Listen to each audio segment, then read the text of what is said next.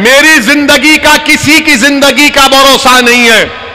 مجھ پر میری گاڑی پر 6 گولیاں تو چل چکی ہیں. مجھے اپنی زندگی کی ہرگز پرواہ نہیں ہے. اللہ جانتا ہے میں موت سے نہیں ڈرتا ہوں. میں موت سے نہیں ڈرتا. میں ڈرتا اس بات سے ہوں کہ جب قبر میں جاؤں گا تو جب سوالات کیے جائیں گے, جب وہ چہرے مبارک دکھا جائے گا, تو میں اللہ سے دعا کرتا ہوں کہ یا اللہ میری زبان سے نکلے کہ میں ان کا غلام ہوں, میں ان کا غلام ہوں. مجھے خوف اس بات کا ہے کہ جب حساب کتاب کا دن ہوگا کہیں میرے اعمال میں کمی نہ پڑ جائے. میں اسی لیے کام کر رہا ہوں. اللہ جانتا ہے میرے حال کو, میری نیت کو. میرے عزیز دوستوں اور بزرگوں, ہمت مت ہارو, مایوس مت ہو. یاد رکھو صلاح الدین ایوبی کو جانتے ہو, جانتے ہو صلاح الدین ایوبی کو. تو صلاح الدین ایوبی کا واقعہ کہ صلاح الدین ایوبی کو آ کر کسی نے کہا کہ اس مسجد اقصی اور بیت المقدس کو حاصل کرنے کے لیے دشمن کی فوجیں کشتیوں سے آ رہی ہیں ہزاروں کی تعداد میں. تو صلاح الدین ایوبی پریشان ہو گیا. تو صلاح الدین ایوبی رحمت اللہ علیہ نے رات کے اندھیرے میں تہجد گزارتا. صلاح الدین ایوبی رحمت اللہ علیہ, صلاح الدین ایوبی نے رات میں جانماز بچھائی, اللہ کے آگے سر بسجود ہو گیا اور گر گڑا کر رو رو کر اللہ سے دعا کر رہا تھا, یا اللہ ہم کمزور ہیں, ہم کمزور ہیں, یا اللہ بچا لے ہم کو. یہ جو ہزاروں کی تعداد میں کشتیاں آ رہی ہیں مجھے برباد کرنے کے لیے, اللہ تو بچا لے.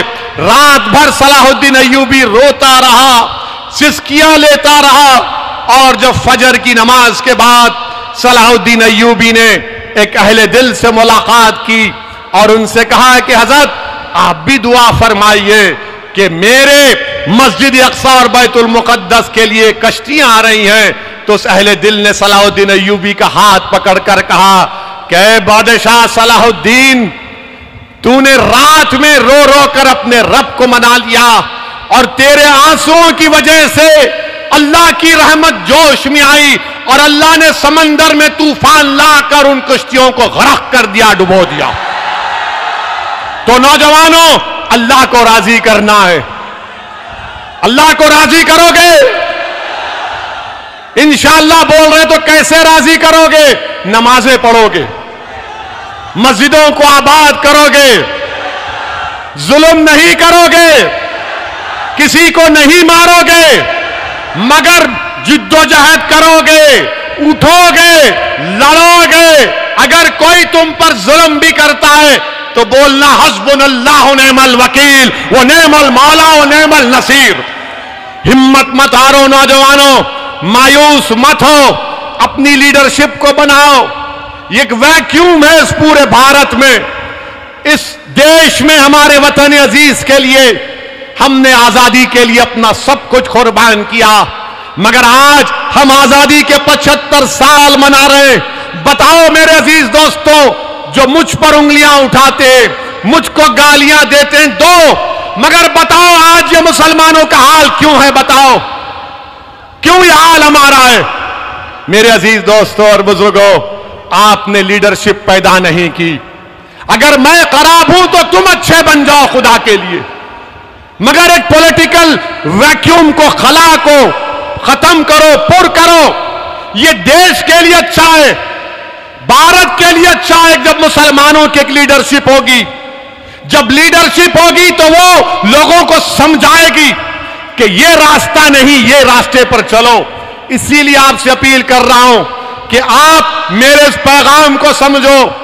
جو لوگ آ کر آپ سے کہیں گے کہ اویسی ووٹ کاٹنے آیا ہے, اویسی فلاں بی ٹیم ہے, ان کی بات کا ہرگز یقین مت کریے. ان سے ایک ہی سوال کریے کہ 20 تمہارے MLA مودی کے گود میں بیٹھ کر چائے کیوں پیے؟ ان سے پوچھئے کہ سندھیا آج مودی مودی کیوں کر رہے ہیں؟ ان سے پوچھئے کہ مہاراشٹر میں شیو سینا کے MLA بھاگ گئے BJP کے پاس, تو کیا اویسی ذمہ دار ہے؟ महाराष्ट्र की हुकूमत आज कमजोर पड़ गई, मैं जिम्मेदार हूं उसका। अब तो ऐसा हाल हो गया कि अगर किसी कांग्रेसी के घर में सुबह में अगर भैंस दूध नहीं बोलेगी तो बोलेगा कल भोपाल में इसका भाषण हुआ था, भैंस दूध देने से इनकार कर गई। कल सुबह में मुर्गा बांग नहीं देगा 4 बजे तो कांग्रेसी बोलेगा अरे मुर्गा ने ओवैसी का भाषण सुन लिया।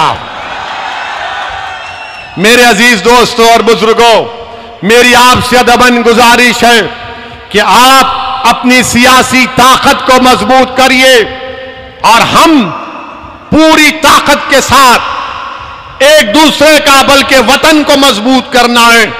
मेरे अजीज दोस्तों, नौजवानों, अपने हिम्मत और हौसले को बुलंद रखो, मजलिस को मजबूत करो, वोट डालो, नुमाइंदों को कामयाब करो। एक सियासी सफर का आगाज मैं अल्लाह की जात पर हम सब लोग तवक्कल करके आपके भरोसे पर मध्य प्रदेश में अपने सियासी सफर का आगाज कर रहे हैं। मेरी आपसे गुजारिश है कि आप इसमें साथ दीजिए। नौजवानों जिनकी उम्र 20-22 साल है, तुम जब से पैदा हुए तुम भाजपा की सरकार देख रहे हो। मैं तुमसे वादा कर रहा हूं कि तुम मजलिस का साथ दो, तुम देखोगे कि आने वाले सालों में भाजपा मध्य प्रदेश में सत्ता में नहीं रहेगी इंशाअल्लाह ताला। क्या आप ये काम करेंगे? क्या आप मजलिस का साथ देंगे? सिर्फ अल्लाह से डरो, ना कमलनाथ से ना मामा से। आजकल मामा बुलडोजर हो गए। आजकल भूल गए वो ईद के दिन जो टोपी पहन के आते थे, क्योंकि मामा को डर लग गया कि ये होम मिनिस्टर मेरी कुर्सी पे नजर लगा के बैठा है। तो खैर लड़िए, हमको एतराज नहीं है, मगर हमको अपनी पार्टी को मजबूत करना है। मेरे अजीज दोस्तों और बुजुर्गों, 6 जुलाई को पतंग के निशान पर बटन दबाकर आप मजलिस को कामयाब करिए, करेंगे ना इंशाअल्लाह। अगर कोई कमजोरियां हैं तो मैं आपसे माजरत चाहता हूं, हमको माफ कर दीजिए। पहली मर्तबा लड़ रहे हैं, बहुत से नौजवान हैं जिनको सियासी हरबे नहीं आते, बल्कि इनकी नीयतों में इखलास है, इनकी नीयतें साफ हैं, वो गरीब और मजलूमों के लिए लड़ना चाहते हैं।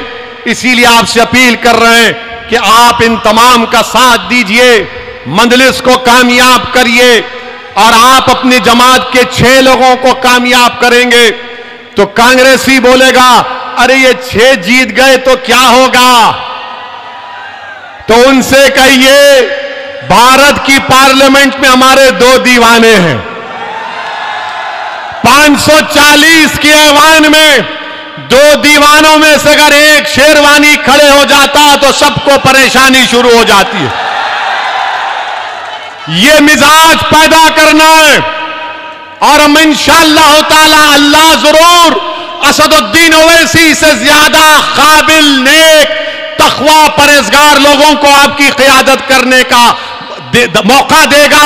मगर आपको बनना है मेरे भाई, कोई आसमान से नेता नहीं आने वाला है, कोई जमीन से निकल कर नहीं आने वाला है, आपको नेता बनना है। नौजवानों तुमको लीडर बनना है ताकि आने वाले 10-15 साल में असदुद्दीन ओवैसी जब बूढ़ा हो जाएगा, अगर जिंदा रहेगा, तो मैं देखूंगा कि तुम उस नौजवान का नाम लेकर कह रहे हो कि ये हमारी ताकत है, ये हमारी भारत के लोकतंत्र में उम्मीद है।